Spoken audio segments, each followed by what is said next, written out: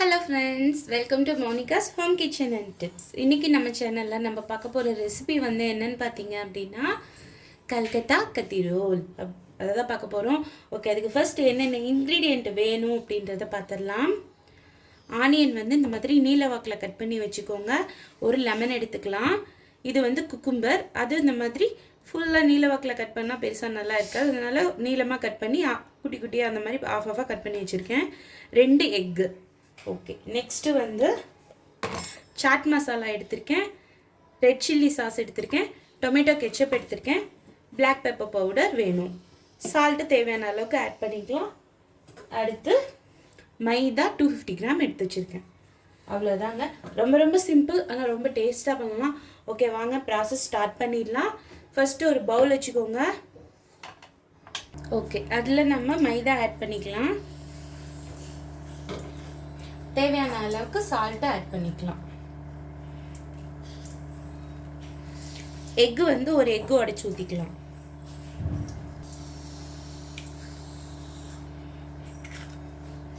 Okay, இதை first நல்லா பிசைஞ்சு விட்டுருங்க.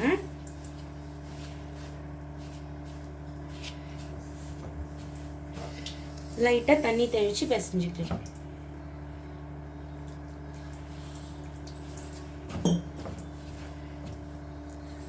ஓகே, நல்லா இந்த கன்சிஸ்டன்சியில் பிசைஞ்சாச்சு. இப்போ வந்துட்டு ஆயில் ஆட் பண்ணிக்கலாம். ஒரு 3 டீஸ்பூன் ஆட் பண்ணியிருக்கேன். ஆட் பண்ணிவிட்டு நல்லா இப்படி பிசைஞ்சிட்டு ஒரு பக்கம் எடுத்து வச்சிடலாம். ஓகே, இதை வந்து எடுத்து ஒரு பக்கம் க்ளோஸ் பண்ணி வச்சிடுங்க. ஓகே, இப்போ தான் நமக்கு ஒரு முக்கியமான வேலை இருக்குது. இந்த ஆனியன் இருக்கு இல்லையா, அதையும் குக்கும்பரையும் ஆட் பண்ணிக்கலாம். ஒரு பவுலில் ஆட் பண்ணிக்கோங்க. ஆட் பண்ணிவிட்டு நல்லா ரெண்டுத்தையும் மிக்ஸ் பண்ணி விட்டுடுங்க. அதுக்கு கொஞ்சமாக சால்ட் ஆட் பண்ணிக்கலாம். அடுத்து லெமன் இருக்கு இல்லையா, அதில் ஒரு 1/2 லெமன் எடுத்து ஸ்குவீசரில் புழிஞ்சு விட்டுடுங்க. நான் கொஞ்சமாக மட்டும் புழிஞ்சிட போகிறேன். ஓகே, ஒரு பாதியில் பாதி மட்டும் புழிஞ்சு விட்டாச்சு. இப்போ இது எல்லாத்தையும் நல்லா மிக்ஸ் பண்ணிவிட்டு ரெண்டுத்தையும்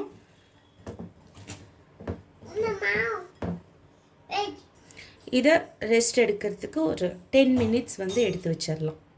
ஓகே, நம்ம மாவு கிட்டத்தட்ட ஒரு 20 மினிட்ஸாக நல்லா ஊறியாச்சு. இப்போ வந்து இதை எடுத்துட்டு நம்ம பரோட்டா மாதிரி திரட்டிக்கலாம்.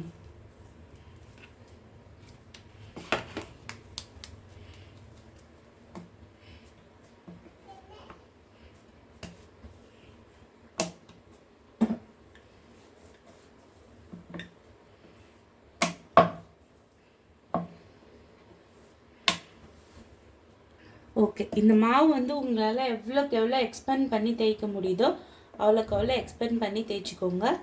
ஓகே ஓகே, இது வந்து இப்போ இப்படி மடித்து விட்டுக்கலாம்.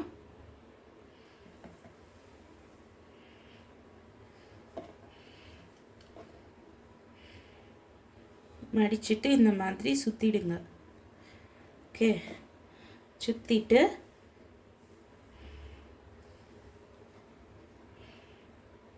நல்லா இப்படி ப்ரெஸ் பண்ணி ஆயில் கொஞ்சமாக மேலே அப்ளை பண்ணிவிட்டு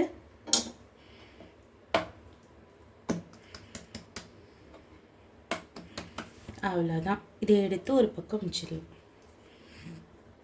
ஓகே, இப்போ வந்து நான் வந்து எடுத்த மாவுக்கு 3 பரோட்டா டோ வந்தது. ஓகே, இப்போ அதை நம்ம எடுத்துக்கலாம். எடுத்துட்டு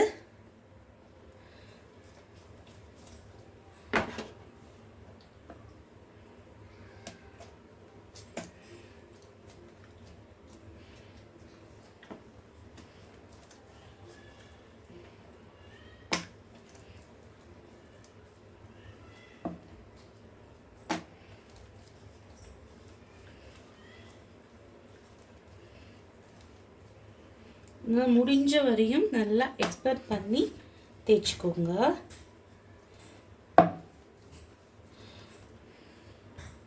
ஓகே, இப்போ வந்து தோசைக்கல் வச்சுக்கோங்க. வச்சுட்டு ஆயில் வந்து பார்த்தீங்க அப்படின்னா நிறைய ஊற்றணும், சரிங்களா? கிட்டத்தட்ட பொரிக்கிற மாதிரி இருக்கணும். அப்போ தான் அந்த கிறிஸ்பினஸ் வந்து நல்லா கிடைக்கும். அதுக்காக ஆயில் வந்து இந்த மாதிரி நிறைய ஊற்றணும். குழியாக இருக்கிற தோசைக்கல் யூஸ் பண்ணுங்க. ஓகே, தோசைக்கல் ஆயில் நல்லா காஞ்சிடுச்சு. இப்போ நான் அந்த பரோட்டா எடுத்து ஆட் பண்ணிக்கிறேன்.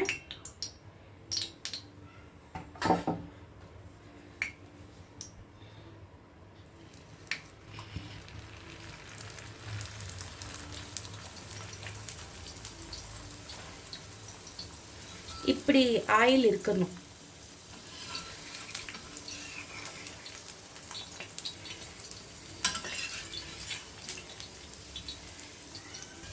நல்லா அந்த பரோட்டாவோட கலர் வந்து ப்ரௌன் கலராக வரணும். ஃபுல்லாக அந்த மைதா ஃபுல்லாக ப்ரௌன் கலராக வர வரைக்கும் நம்ம இதை குக் பண்ணிக்கணும்.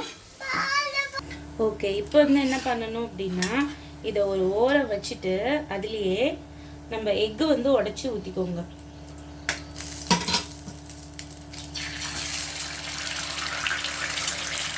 ஊற்றிட்டு அது மேலேயே பரோட்டாவை வச்சிடுங்க.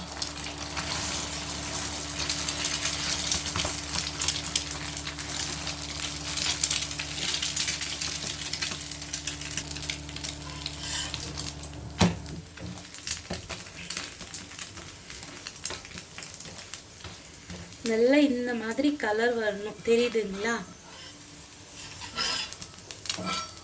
கோல்டன் ப்ரௌன் நல்லா அழகாக வரும். எனக்கு அந்த ரவுண்ட் ஷேப் ப்ராப்பராக வரல, ஆனால் வந்து பரோட்டாவோட லேயர்ஸ் வந்து நல்லா அழகாக இருக்கு. ஓகே, அவ்வளோதான். இப்போ வந்து ஸ்டவ் ஆஃப் பண்ணிடலாம். பண்ணிவிட்டு எடுத்துக்கலாம். ஓகே, இப்போ தான் நம்மளுக்கு முக்கியமான வேலை இருக்குது. இப்போ வந்து ஃபர்ஸ்ட் என்ன பண்ணணும் அப்படின்னா, பிளாக் பெப்பர் பவுடர் இருக்கு இல்லையா, அதை சுற்றி இப்படி ஸ்ப்ரிங்கிள் பண்ணி விட்டுடுங்க. அடுத்து சாட் மசாலாவும் இப்படி சுற்றி ஸ்ப்ரிங்கிள் பண்ணி விட்டுடுங்க. அடுத்து நம்மளோட ஆனியனும் குக்கும்பர் கட் பண்ணி வச்சுருந்தோம் இல்லையா, அதை மிக்ஸ் பண்ணிவிட்டு அப்படியே இப்படி கொஞ்சம் வச்சிடுங்க.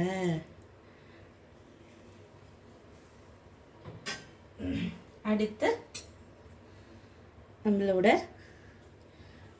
ரெட் சில்லி சாஸ், இது வந்து காரத்துக்கு தகுந்த மாதிரி அவங்களுக்கு விருப்பம் எப்படியோ அந்த மாதிரி ஆட் பண்ணிக்கோங்க. நெக்ஸ்ட்டு டொமேட்டோ கெட்சப்,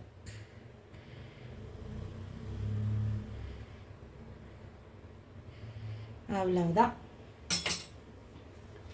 அதுக்கு மேலே நம்ம பேலன்ஸ் வச்சுருந்தோம் இல்லைங்களா லெமன் ஜூஸு, அது கொஞ்சமாக ட்ராப்பாக ஒரு 5 to 6 ட்ராப்ஸ் போதும்.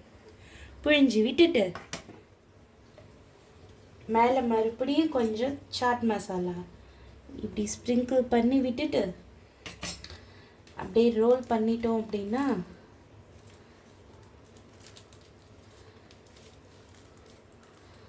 நம்மளோட கொல்கட்டா கத்தி ரோல் ரெடி.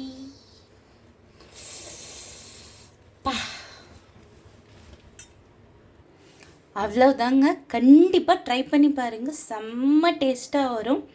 ரொம்ப ரொம்ப சிம்பிளாக தான் இருக்கும், டேஸ்ட் வைஸ் செம்மையாக இருக்கும். ட்ரை பண்ணி பார்த்து சாப்பிட்டு என்ஜாய் பண்ணுங்கள், குழந்தைக்கு கொடுங்க. என்னோடய ரெசிபி பிடிச்சிருந்ததுன்னா மறக்காமல் சப்ஸ்கிரைப் பண்ணுங்கள், கமெண்ட் பண்ணுங்கள், ஷேர் பண்ணுங்கள், லைக் பண்ணுங்கள். நான் நெக்ஸ்ட் வீடியோவில் நெக்ஸ்ட் ரெசிபியோடு உங்களை சந்திக்கிறேன். Until bye from Baakiyalakshmi.